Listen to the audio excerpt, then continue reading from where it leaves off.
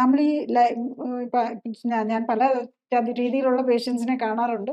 Just ഡയബറ്റീസും hyper ടെൻഷനോ അല്ലെങ്കിൽ ഏതെങ്കിലും diabetes മാത്രമുള്ളത് correct ചെയ്യാൻ വരാറുണ്ട്. ചിലർ പല പ്രാവശ്യം സ്റ്റെൻറ്റ് ഇട്ട് ബൈപ്പാസ് ചെയ്ത് കഴിഞ്ഞിട്ടുള്ള ആൾക്കാരും വരാറുണ്ട്. അപ്പം ഞാൻ അതിനകത്തൊരു എക്സാമ്പിൾ പറയാം. എങ്ങനെയാണ് അതിൻ്റെ വ്യത്യാസം വരുന്നതെന്നുള്ളത്. ഇദ്ദേഹം ഒരു 78 വയസ്സുള്ള മെയിലാണ്. 167 സെന്റിമീറ്റർ ഹൈറ്റും 70 കിലോ ആണ് തൂക്കം. അപ്പം അദ്ദേഹം 31 വർഷമായിട്ട് ഡയബറ്റിക്കാണ്.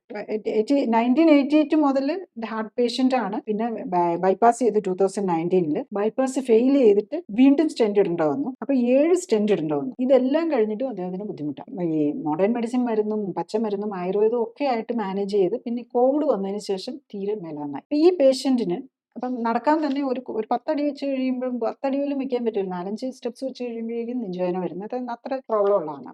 അപ്പം ഇദ്ദേഹത്തിൻ്റെതാണേലും ഇതിന് ഡയബറ്റീസിന് വേണ്ടി ഇൻസുലിൻ എടുക്കുന്നുണ്ട്, മൾട്ടിപ്പിൾ മരുന്നുകളുണ്ട്. അപ്പം ഇതിലൊക്കെ ഈ ഇദ്ദേഹത്തിൻ്റെ മരുന്നുകളെല്ലാം തന്നെ നമ്മൾ ഒരു 3 months ആയപ്പോൾ ഡയബറ്റീസിൻ്റെ തുടക്കം തന്നെ നിർത്തി. ഇദ്ദേഹമൊക്കെ ഇത്രയും വർഷങ്ങളായിട്ട് ഡയബറ്റീസും ഇൻസുലിനും എല്ലാം എടുത്തുകൊണ്ടിരുന്ന ഇൻസുലിൻ പാൻക്രിയാസിൻ്റെ റിസർവ് വളരെ ലോ ആണ്.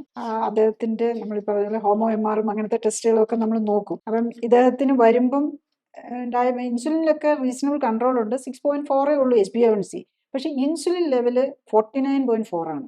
ഷുഗർ ലെവല് 109 ഉള്ളൂ അന്നേരം. പക്ഷേ ഫാസ്റ്റിംഗ് ഇൻസുലിൻ ചെറുതായിട്ട് മാത്രമേ കൂടുതലുള്ളൂ. ഹോമോ MR 13.4 ആണ്. കാർഡിയാക് റിസ്ക് വെരി ഹൈ ആണ് 3-ന് മുകളിൽ വന്നാൽ. ഈ പേഷ്യൻറ്റിന് തന്നെ ഒരാഴ്ച ആയപ്പോഴേക്കും തന്നെ അദ്ദേഹത്തിൻ്റെ ഇൻസുലിൻ ലെവല് 4.23 വന്നു. And sugar level almost 1.10. അപ്പം ഹോമോ IR 1.2 എത്തി. പാൻക്രിയാസ് ഒക്കെ അത്ര ഫാസ്റ്റ് ആയിട്ട് റെസ്പോണ്ട് ചെയ്യും. ഇത് തുടങ്ങി ഇൻസുലിനും ഡയബറ്റിക് മെഡിസിൻസും ഒക്കെ നിർത്തിയിട്ടാണ്, കംപ്ലീറ്റ്ലി അല്ല, എപ്പോഴാലും ഷുഗർ കൂടിയ ഈ ഗ്ലിഫ്ലോസിൻ ഗ്രൂപ്പിലുള്ള ടാബ്ലറ്റ് 1/2 കഴിച്ചോളാൻ പറഞ്ഞിട്ടുണ്ട്. അപ്പം ബോഡിയാണ് നമ്മൾ കറക്റ്റ് ചെയ്യേണ്ടത്.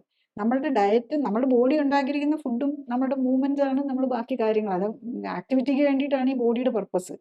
ഈ രണ്ട് നമ്മളെ ഉണ്ടാക്കിയിരിക്കുന്നതും നമ്മുടെ പർപ്പസും കറക്റ്റ് ചെയ്ത് കഴിയുമ്പോഴേക്കും ഈ കാര്യങ്ങളെല്ലാം കറക്റ്റ് ആകും. കൂടുതൽ അറിയാൻ ലിങ്ക് ക്ലിക്ക് ചെയ്യുക.